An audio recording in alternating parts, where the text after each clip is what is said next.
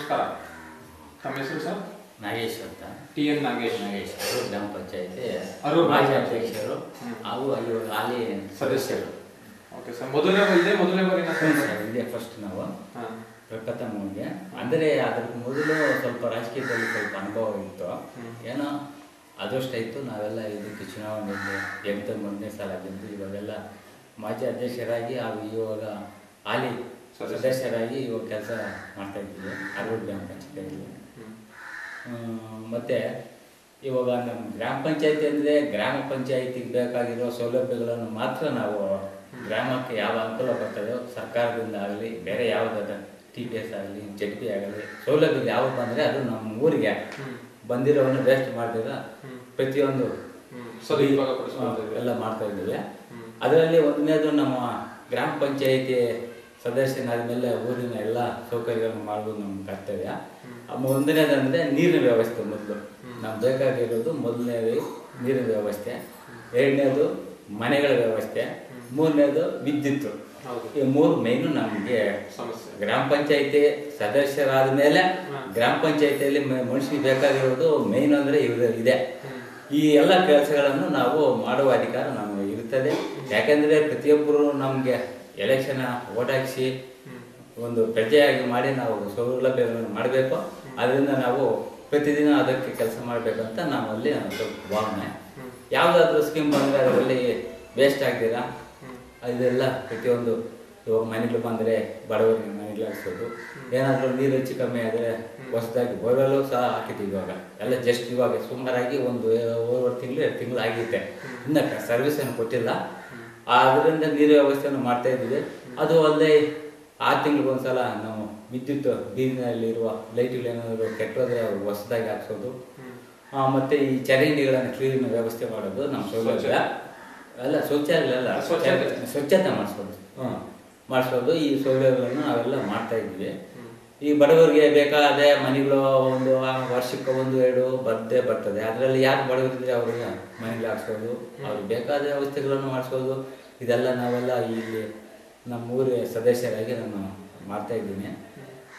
ನಮ್ಮ ಊರಿನಲ್ಲಿ ಯಾವುದೇ ಗಲಾಟೆಗಳನ್ನು ಆಗದಿರ ಇದ್ದು ಪ್ರತಿಯೊಬ್ಬರಿಗೂ ಯಾವ ಸಹಾಯ ಬೇಕಾದರೂ ಯಾವ ಅನುಕೂಲ ಬೇಕಾದರೂ ನಾವು ಮುಂದೆ ಹೋಗಿ ಆ ಕೆಲಸವನ್ನು ಮಾಡಲಿಕ್ಕೆ ನಾನು ಸಿದ್ಧ ಇದ್ದೀನಿ. ಇವುಗಳು ಮಾಡ್ತಾ ಇದ್ದೀನಿ, ಮುಂದೇನೂ ಮಾಡ್ತಾ ಇದ್ದೀನಿ. ಒಟ್ಟಿನಲ್ಲಿ ಬರುವ ಸೌಲಭ್ಯಗಳನ್ನು ಮಾತ್ರ ವೇಸ್ಟ್ ಮಾಡಿದಿರ ಮಾಡುವ ಕೆಲಸಗಳು ಮಾಡುವುದು ನಮ್ಮ ಕರ್ತವ್ಯ. ಆಮೇಲೆ ಎರಡನೇದಂದ್ರೆ ಇವಾಗ ಈ ರಸ್ತೆಗಳಂದ್ರೆ ನಮ್ಮ ಪಂಚಾಯತ್ನಲ್ಲಿ ಬರೋದು ಸ್ವಲ್ಪ ಕಷ್ಟ. ಅಂದರೆ ಹಣಕಾಸಿನ ಪಂಚಾಯತ್ನಲ್ಲಿ ಬಜೆಟ್ ಬಿಡುವುದು ಸ್ವಲ್ಪ ಕಡಿಮೆ. ಆದ್ದರಿಂದ ಈ ಜಿಲ್ಲಾ ಪಂಚಾಯತ್ ತಾಲೂಕು ಪಂಚಾಯತಿಯಲ್ಲಿ ಸ್ವಲ್ಪ ಅಮೌಂಟ್ ಜಾಸ್ತಿ ಬರ್ತದೆ. ಏನಾದರೂ ಅವರ ಅಪ್ಪಣೆ ಮೇರೆಗೆ ಸ್ವಲ್ಪ ಅನುಕೂಲ ಮಾಡಿಬಿಟ್ಟು ಒಂದು ರಸ್ತೆಗಳನ್ನು ಒಂದು 20 ಮೀಟ್ರ್ 30 ಮೀಟ್ರ್ ಸ್ವಲ್ಪ ರಸ್ತೆಗಳನ್ನು ಹಾಕ್ಸ್ತಾ ಇದ್ದೀವಿ. ಇವಾಗಲೂ ಹಾಕ್ಸಿದ್ವಿ ಸ್ವಲ್ಪ, ಇನ್ನೂ ಇವಾಗ ಆಗಿದೆ ಸ್ವಲ್ಪ, ಅದನ್ನು ಹಾಕ್ಸ್ಬೇಕು ಅಂತ ನಾನು ಅನ್ಕೊಂಡಿದ್ದೀನಿ. ಈ ಎಲ್ಲ ರೀತಿಗಳನ್ನು ನಾವು ಗ್ರಾಮ ಪಂಚಾಯತಿಯಿಂದ ಬರುವ ವ್ಯವಸ್ಥೆಗಳನ್ನು ಮಾಡ್ತೀವಿ. ಅದು ಅಲ್ಲಿ ಈ ತಾಲೂಕ್ ಪಂಚಾಯತಿಂದ ZPನಿಂದ ಮತ್ತೆ ಇವಾಗ ಹೊಸದಾಗಿ MLAನಿಂದ ಯಾವುದಾದ್ರೂ ಒಂದು ದೊಡ್ಡದಾಗಿ ಒಂದು ರಸ್ತೆ ಏನಾದರೂ ರಿಪೇರಿ ಮಾಡಬೇಕಾದ್ರೆ ನಮಗೆ ಈ ಸೌಕರ್ಯ ಸ್ವಲ್ಪ ಅರೂರಿನಿಂದ ನಮ್ಮೂರಿಗೆ ಸುಮಾರು 2 ಕಿಲೋಮೀಟ್ರು ದೂರ ಅಂತರ ಇದೆ. ಅದರಿಂದ ಸ್ವಲ್ಪ ಅದನ್ನು ಒಂದು ಸ್ಟಾರ್ ಹಾಕ್ಸೋದು, ಇಲ್ಲಾಂದರೆ ಏನಾದರೂ ಸಿಮೆಂಟ್ ರೋಡು ಹಾಕ್ಸೋದು, ಅದೆಲ್ಲ ರಿಪೇರಿ ಆದರೆ ಅದಕ್ಕೆ ಒಂದು ಮೋಲ್ಡಿಂಗ್ ಟೇಪ್ ಹಾಕ್ಸೋದು, ಸ್ವಲ್ಪ ಮೋರಿನ ವ್ಯವಸ್ಥೆ ಇದೆ, ಮೋರಿನ ಕಳಿಸೋಕೆ ಅನುಕೂಲವನ್ನು ಮಾಡಿಸ್ಬೇಕು ಅಂತ ನಾನು ಎಲ್ಲ ಇದರಲ್ಲಿ ತೊಡಗಿದ್ದೀನಿ ಅದರಲ್ಲಿ.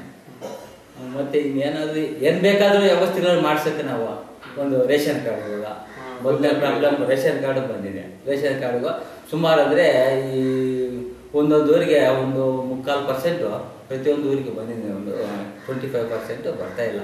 ಇವಾಗ ಆಲ್ರೆಡಿ ಅದು ಬರ್ತದೆ. ಇನ್ನೆಲ್ಲ ಒಂದು 15 ದಿನ ಒಳಗಡೆ ಬರಬೇಕು ಅಂತ ಅವರೆಲ್ಲ ಹೇಳಿದ್ರೆ ಗ್ಯಾರಂಟಿ ಬರ್ತದೆ. 2 ಸಲ ಬರ್ತದೆ. ಇನ್ನು ಒಂದು ಸಲ ಇವಾಗ ಇರೋದ್ರಲ್ಲಿ ಅರ್ಧ ಬರ್ತದೆ. ನೆಕ್ಸ್ಟ್ ಇನ್ನೊಂದು ಸಲ ಲಾಸ್ಟ್ ಫೈನಲ್ಲೇ ಪ್ರತಿಯೊಬ್ಬರಿಗೂ ಕಂಪಲ್ಸರಿ ಇವಾಗ ನಮ್ಮ ಪಂಚಾಯತಿ ಮುಖಾಂತರನೇ ಕೊಡ್ತಾ ಇದ್ದೀವಿ. ಇವಾಗ ಆಯಾ ಪಂಚಾಯತಿಗೆ ಎಲ್ಲ ಅಡ್ಜಸ್ಟ್ ಮಾಡವ್ರೆ. ಇವಾಗ ಮನೆ ಏನಾಯ್ತು ಅಂದರೆ ಚಿಕ್ಕಬಳ್ಳಾಪುರದಲ್ಲೇ ಹೋಗ್ಬೇಕು, ಅಲ್ಲೇ ಮಾಡ್ಕೊಂಡ್ಬರ್ಬೇಕು ಅಂತ ಹೇಳ್ತಾ ಇದ್ರು.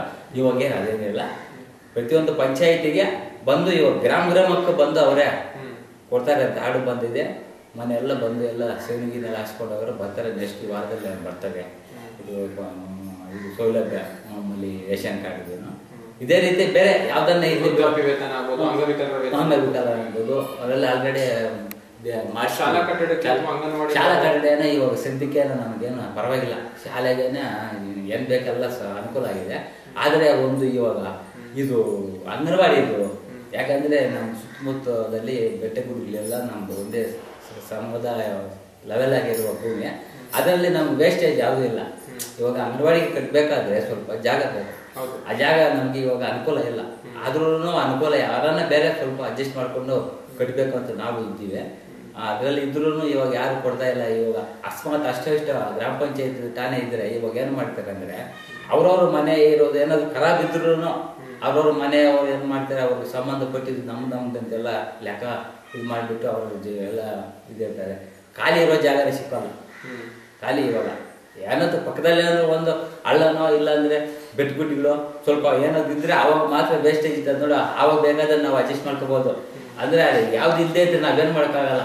ಯಾಕಂದ್ರೆ ಒಂದು ಅಂಗಳ ಕೊಡೋರಲ್ಲ, ಯಾರೋ ಊರಕ್ಕೆ ಒಬ್ಬರು ಇಬ್ಬರು ಅಷ್ಟೇ ಇರೋರು. ವಿಯರ್ತಾಗಿ ನಾಲ್ಕು ಕೊಡ್ತೀನಿ ಅಂತ ಬಂದವರು ಯಾರು ಕೊಡೋದಿಲ್ಲ. ಏನೋ ಕೊಟ್ಟರೆ ಅಂಗನವಾಡಿದು ಮಾಡಿಸ್ಬೇಕು ಅಂತ ಅದನ್ನು ಎಲ್ಲ ಮಾತನಾಡಿದ್ವಿ ಆಲ್ರೆಡಿ ಅವಾಗಲೇ.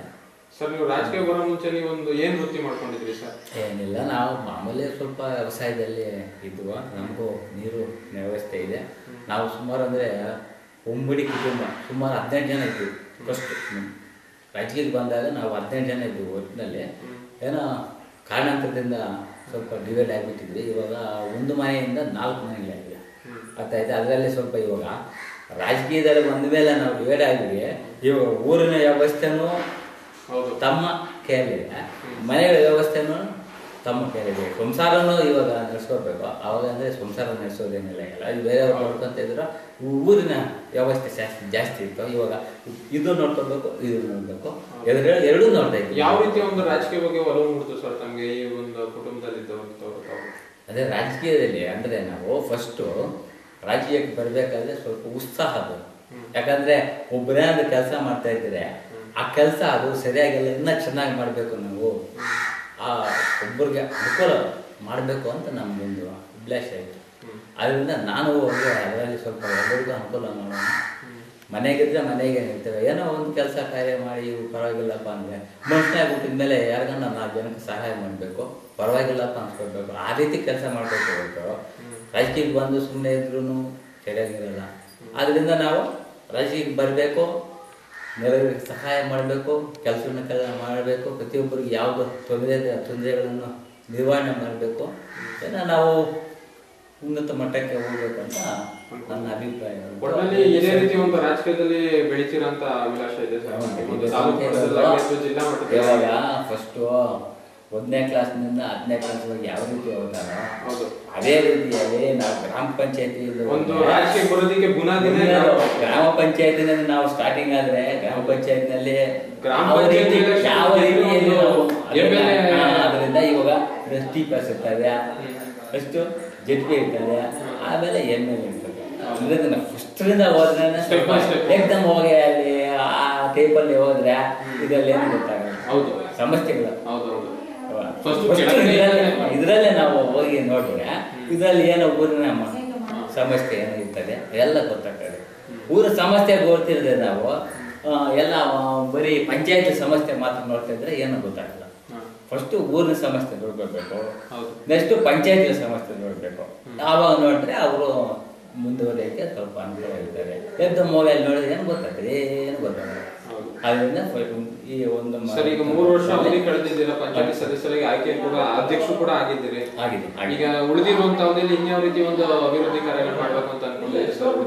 ಈ 2 ವರ್ಷದಲ್ಲಿ ಆದ್ರೆ ಇನ್ನು ಪಂಚಾಯತಿ ಮಟ್ಟದಲ್ಲೇ ನಾವು ಕೆಲಸ ಮಾಡ್ಬೇಕಷ್ಟೇ. ಪಂಚಾಯತಿ ಗ್ರಾಮ ಪಂಚಾಯತಿ ಆದವರು ಪ್ರಜೆ ಆದ್ಮೇಲೆ ಆ ಊರಿನ ಮಟ್ಟ ಇರಬೇಕು. ಅದನ್ನು ಅಧ್ಯಕ್ಷರಾದ್ಮೇಲೆ ನಮ್ಮ ಪಂಚಾಯತಿ ಟೋಟಲ್ 24 ಊರುಗಳ ವ್ಯವಸ್ಥೆ ನೋಡಿದ್ದೀವಿ ಆಲ್ರೆಡಿ. ವಿಷಯಗರಹಳ್ಳಿ, ಚೆಟ್ಗೇರಿ, ಬಂಡಳ್ಳಿ, ಬೋಗ್ಬರ್ತಿ, ವಿಷಯಹಳ್ಳಿ, ಕಮ್ಗಾನಹಳ್ಳಿ, ಪ್ರತಿಯೊಂದು ಊರಿಗೂ ಸುಮಾರು 4 ಸಲ 5 ಸಲ ಹೋಗಿದ್ವಿ. ಯಾಕಂದರೆ ಅವ್ರನ್ನ ಕಾಪಾಡ್ಕೊಂಡು ಬರ್ಬೇಕಲ್ಲ, ಅದರಿಂದ ಹೋಗಿದ್ದೀವಿ. ಅದಕ್ಕೆ ಸರ್ಕಾರದಿಂದ ಬಂದಿದ್ದ ಬಜೆಟನ್ನೆಲ್ಲ ಪ್ರತಿಯೊಂದು ಊರಿಗೂ ನಾವು ಆಗ್ಬಿಟ್ಟು ಇದ್ದಿದ್ದೀವಿ. ನಾವೆಲ್ಲ ಅನುಕೂಲ ಮಾಡಿಬಿಟ್ಟಿದ್ವಿ. ಇವಾಗ ನೆಕ್ಸ್ಟ್ ನಮ್ಮದು ಕ್ಯಾಟರಿಂಗ್ ಚೇಂಜ್ ಆಯ್ತಲ್ಲ, ಅದರಿಂದ ಇವಾಗ ಲೇಡೀಸ್ ಬಂದವ್ರೆ. ಇವಾಗ ನಾನು ಇರೋದು ಮಾಮೂಲಿ ಸದಸ್ಯನಾಗಿದ್ದೀವಿ. ಸದಸ್ಯತ್ವ ಏನಿದೆ ಇವಾಗ ಸದಸ್ಯತ್ವ ನಾವು ಮಾಡ್ತಾಯಿದ್ದೀನಿ. ಮೊದಲು ಅಧ್ಯಕ್ಷರಾದ್ಮೇಲೆ ಅಧ್ಯಕ್ಷರದ್ದು ಯಾವ ರೀತಿ ಇತ್ತು ಆ ಅಧ್ಯಕ್ಷರದ್ದು ನಾವು ಆ ರೀತಿ ನಾವು ಮಾಡಿದ್ದೀವಿ. ಪ್ರತಿಯೊಂದು ಊರಿಗೂ ಭೇಟಿ ಮಾಡಿದ್ದೀವಿ. ಆ ಊರಿನ ಕುಂದುಕೊರತೆಗಳನ್ನು ರೆಡಿ ಮಾಡಿದ್ದೀವಿ. ಸುಮಾರು ಅಂದರೆ ಒಂದೊಂದು ಊರಿಗೆ ಒಂದು 17 ಲಕ್ಷ 13 ಲಕ್ಷ ಇದ್ದೀವಿ ಸುಮಾರು. ನಮ್ಮ ಟೀಮ್ನಲ್ಲೇ ಒಂದು 4-5 ಊಟ ಬರೀ ಚರಂಡಿ ಕಾಮಗಾರಿಕೆಗಳ ಟೈಪು, ರಸ್ತೆ ರಿಪೇರಿದು, ಚರಂಡಿ ರಿಪೇರಿದು ಆ ಸೈಡು. ಅದರಲ್ಲೇ ನಮ್ಮ ಪಂಚಾಯತಲ್ಲೇ ಸ್ವಲ್ಪ ಹಳ್ಳಿ ಸ್ವಲ್ಪ ಇದಿತ್ತು, ಅನಾನುಕೂಲ ಇರಲಿಲ್ಲ. ಆ ಹಳ್ಳಿಗೆ ಸುಮಾರು 10 ಲಕ್ಷದವರೆಗೆ ಆಗಿದೆ. ಅದು ಆ ರೀತಿ ಮಾಡಿದ್ದೀವಿ ನಾನು. ಸರ್ ತಾವು ರಾಜಕೀಯ ಬರೋಕ್ಕೆ ಗುರುಗಳು ಅಂತ ಯಾರಿದ್ದಾರೆ ಬೆನ್ನೆಲುಬು ಸಪೋರ್ಟಿವ್ ಅಂತೇಳಿ? ಗುರುಗಳು ಅಂದರೆ ನಾವು ನಮ್ಮ ಊರಿನ ಜನತೆ ಒಂದು ನಮ್ಗೆ ಈ ಮೊದಲು ನಮ್ಮ ದೊಡ್ಡವರು ಇರ್ತಾರೆ ನೋಡ, ಅವರೆಲ್ಲ ಮೊದಲು ಹೋಗ್ತಾ ಇದ್ರು ಹಿರಿಯರು. ಅವ್ರ ಜೊತೆಯಿಂದ ನಾವು ಹಿಂಬಾಲಿಸ್ಕೊಂಡು ಅವರು ಸ್ವಲ್ಪ ಅಸತ್ತರಾದಮೇಲೆ ನಾವು ಅದನ್ನು ಹಿಂಬಾಲಿಸ್ಕೊಂಡು ಮುಂದಕ್ಕೆ ಹೋಗ್ತಾ ಇದ್ದೀವಿ ಅಷ್ಟೇ. ನಾವು ಜಸ್ಟ್ ಇದೇ ರೀತಿಯಿಂದ ಮುಂದೆ ಹೋಗ್ಬೇಕು ಅಂತ ನಾನು. ಸರ್ ನೀವು ಈ ಸ್ಥಾನಕ್ಕೆ ಬರ್ಬೇಕಾದ್ರೆ ನಿಮ್ಮ ಗ್ರಾಮದ ಪ್ರತಿಯೊಬ್ಬ ಜನತೆನೂ ಕಾರಣ. ಅವರ ಅತ್ಯಮೂಲ್ಯವಾದ ಮತಗಳನ್ನ ಮೊದಲನೇ ಬಾರಿನೇ ಆಯ್ಕೆ ಮಾಡಿ ಒಬ್ಬರು ಅಧ್ಯಕ್ಷರನ್ನ ಕೂಡ ಆಯ್ಕೆ ಮಾಡಿದ್ದಾರೆ. ಈ ಸಂದರ್ಭದಲ್ಲಿ ನಿಮ್ಮ ಗ್ರಾಮದ ಜನತೆಗೆ ಏನು ಹೇಳಕ್ಕೆ ಇಷ್ಟಪಡ್ತೀರಾ? ಏನು ಗ್ರಾಮ ಜನತೆಗೂ ಅವ್ರಿಗೆ ಏನು ಬೇಕಾದ್ರೂ ಕೆಲಸ ಎಲ್ಲ ಮಾಡ್ತಾಯಿದ್ದೀವಿ. ಯಾಕಂದರೆ ಅವರೇ ನಮ್ಮ ಮುಂದಕ್ಕೆ ಹೋಗೋಕ್ಕೆ ಅವಕಾಶ ಕೊಟ್ಟಿದ್ದಾರೆ. ಆದ್ದರಿಂದ ಅವ್ರಿಗೆ ಬೇಕಾಗಿರುವ ಎಲ್ಲ ಕೆಲಸಗಳನ್ನು ಮಾಡ್ಕೊಳ್ತಾ ಇದ್ದೀನಿ, ಇನ್ನೂ ಮಾಡ್ತೀನಿ, ಇವಾಗ ಮಾಡೋಕ್ಕೂ ಸಿದ್ಧವಾಗಿದ್ದೀನಿ. ಯಾಕಂದರೆ ಅವ್ರು ಮುಂದಕ್ಕೆ ಕಳಿಸಿದ್ರೆ ಅವ್ರಿಗೆ ಕೆಲಸ ಮಾಡೋ ಮೂಲಕ ಒಂದು ಅಭಿನಂದನೆ ಸಲ್ಲಿಸಕ್ಕೆ ಇಷ್ಟಪಡ್ತೀನಿ. ಅಷ್ಟೇ ಅಂದರೆ ಅವ್ರಿಗೆ ಏನು ಕೆಲಸ ಇದೆ, ಮನೆ ಬೇಕು, ಅವ್ರ ಮನೆ ಮಾಡಿಸೋದು, ಆಮೇಲೆ ಮನೆ ಬೀದಿ ಲೈಟ್ಗಳಿಗೆಲ್ಲ ಚರಂಡಿ ಕ್ಲೀನಿಂಗ್ಗಳು, ನಾವು ತತ್ಕಾಲಕ್ಕೆ ಬೇಕಾದರೆ ಅದು ನೀರು ಕುಡಿಯೋದು, ಮನೆಯೋದು ಇದೆ ಫಸ್ಟ್ ಮೇನ್. ಪಂಚಾಯತಲ್ಲಿ ನಾವು ನೋಡ್ಬೇಕಾಗಿರೋದು ಈ ವ್ಯವಸ್ಥೆಗಳೇ ನೋಡೋದು. ಆಮೇಲೆ ಇವಾಗ ದೊಡ್ಡದಾಗಿ ನಾವೇನು ಮಾಡೋಕ್ಕಾಗಲ್ಲ. MLA ಅಂದರೆ MLA ಲೆವೆಲ್ಗೆ MLA ಮಾಡ್ತಾರೆ, TPS ಲೆವೆಲ್ TPS ಮಾಡ್ತಾರೆ, ZB ಲೆವೆಲ್ ZB ಲೆವೆಲ್ ಮಾಡ್ತಾರೆ. ಆದರೆ ಗ್ರಾಮ ಪಂಚಾಯತಿ ಲೆವೆಲಲ್ಲಿ ಗ್ರಾಮದಕ್ಕೆ ಒಳಪಟ್ಟ ಬಂದಂತೆ ಗ್ರಾಮಕ್ಕೆ ಏನು ಬೇಕಾದರೆ ಆ ಸೌಕರ್ಯ ಮಾಡೋ ತಕ್ಕಂತ ನಮ್ಗಿರ್ತದೆ ಅಷ್ಟೇ.